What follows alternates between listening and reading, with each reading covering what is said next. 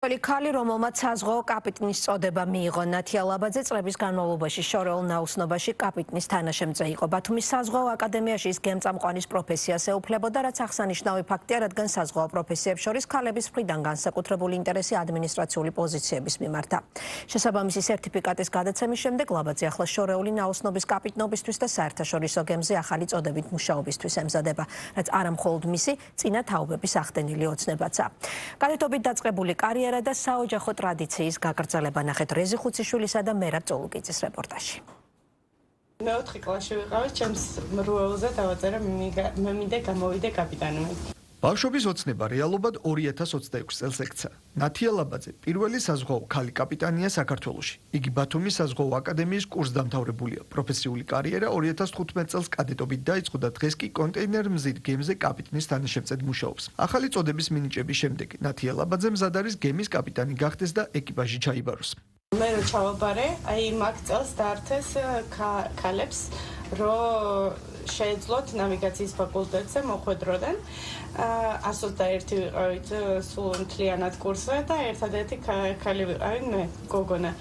ყველა მიყურებდა ეს ვინ არის, რა უნდა აქანი შეიძლება შეეშალა და ფაკულტეტზე არასწორად ჩააბარა და ან მოხვდა და მე სხვაგან გადავა.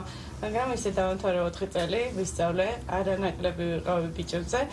ლაბაძეს კომპეტენციის სერტიფიკატი საზღვაო სააგენტოში ოფიციალურად დღეს გადაეცა. სააგენტოში ამბობენ, რომ ლაბაძის მაგალითი სხვა ქალებისთვის სტიმულის მიმცემი გახდება. ივანე აბაშიძის თქმით, დადებითი დინამიკის მიუხედავად, გენდერული დისბალანსი საზღვაო პროფესიაში კვლავ მაღალია. ქალები უმეტესად ადმინისტრაციულ და სანაპირო პოზიციებზე მუშაობენ, ხოლო გემზე კაპიტნად ან ოფიცრის პოზიციაზე ისინი ნაკლებად არიან. ეს არის ნამდვილად გარდამტეხი მომენტი ზოგადად საზღვაო ინდუსტრიისთვის საქართველოში, რამდენადაც ნათია ლაბაძე არის ის ადამიანი, რომელმაც პირველმა მიიღო უმაღლესი რანგის წოდება სამოქალაქო გემებზე ნაოსნობისთვის. ზოგადად საზღვაო დარგში ოფიცერთა დეფიციტია. საქართველო ისტორიულად არის ოფიცერთა მიმწოდებელი, ოფიცერთა სამუშაო ძალის მიმწოდებელი სახელმწიფო გლობალური დასაქმების ბაზრებისთვის, საერთაშორისო გემთმობელებისთვის და მე ვფიქრობ, რომ ნათიას ეს მიღწევა, რომელიც კაპიტნის რანგში მის სერტიფიცირებას უკავშირდება, არის ის მაგალითი, რომელიც ბევრ სხვა კომპანიაშიც, ბევრ ქართველ ქალს გაუკვალავს კარიერულ გზას. 2002 წლიდან დღემდე საზღვაო პროფესია ჯამში 16-მა ქალმა აირჩია. 4 მათგანი უკვე შორეულ ნაოსნობაშია დასაქმებული მექანიკოსად და გემთწამყვანად. ნათია ლაბაძისთვის კაპიტნის სტატუსის მინიჭებას ისტორიულ ფაქტს უწოდებენ ბათუმის საზღვაო აკადემიაში და ამბობენ, რომ საზღვაო საქმის მიმართ ქალების დაინტერესება მზარდია. მიზეზი კი საზღვაო ტრანსპორტის სააგენტოს გლობალურ ინიციატივებში ჩართულობა. ამჟამად 130 ქალი მეზღვაურია სერტიფიცირებული, საიდანაც 120 საკრუიზო გემებზეა დასაქმებული როგორც დამხმარე პერსონალი. 10 ქალი მეზღვაური კი უშუალოდ მეზღვაურის კომპეტენციას ფლობს. ის ქალები, რომლებიც საზღვაო აკადემიაში სწავლობენ, ამბობენ, რომ ნათია ლაბაძე მაგალითია იმის, რომ შორეული ნაოსნობის კაპიტნობა ქალებისთვის მიუღწეველი ოცნება არაა. ძალიან მოხარულები ვართ, რომ ამ კედლებში აღზრდილი სტუდენტი გოგონა გახდა კაპიტანი. ეს არის პირველი შემთხვევა საქართველოს ისტორიაში. რა თქმა უნდა, ეს ძალიან დიდ სტიმულს მიცემს სხვა ქალბატონებსაც, რომ ამ პროფესიას დაეუფლონ.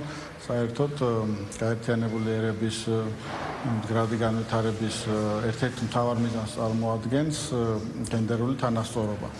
ამას რა თქმა უნდა ემხრობა საერთაშორისო საზღვაო ორგანიზაცია და საქართველოში არსებული საზღვაო სფერო. ნათიას გავლენა საზღვაო სფეროში ძალიან მაღალია, რადგან ეს ხაზს უსვამს იმას, რომ ქალებს შეგვიძლია დავამკვიდროთ საზღვაო სფეროში ჩვენი კუთვნილი ადგილი.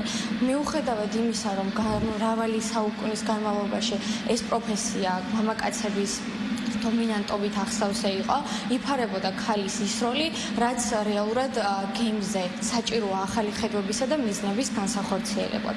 საქართველოში ქალები მე-20 საუკუნის დასაწყისიდან ცდილობდნენ საზღვაო პროფესიებში დასაქმებას. გასული საუკუნის 40-იან წლებში საბჭოთა გემებზე მუშაობდნენ იულია ფაილოძე, ვაიდე გვარიშვილი, ნინო კალანდაძე და შუშანა თუმანიშვილი. მათ ბათუმის საზღვაო ტექნიკუმი დაამთავრეს და შორეულ ნაოსნობაში გასვლის ოცნებაც ჰქონდათ. თუმცა ეს იმ პერიოდში პრაქტიკულად შეუძლებელი იყო. თუმცა როგორც მეზღვაურები ისინი მეორე მსოფლიო ომშიც მონაწილეობდნენ. ბოლო პერიოდამდე შეზღუდვების გამო ქალები საზღვაო დარგში ძირითადად სანაპირო და დამხმარე მიმართულებებში საქმიანობდნენ. მეტეოროლოგიაში, რადისტებად, სამედიცინო პერსონალში, ჰიდროგრაფიაში და სხვა სანაპირო სტრუქტურებში. ახლა კი ნათია ლაბაძე გახდა პირველი ქალი, ვისაც შორეულ ნაოსნობაში გემის კაპიტნობა შეეძლება.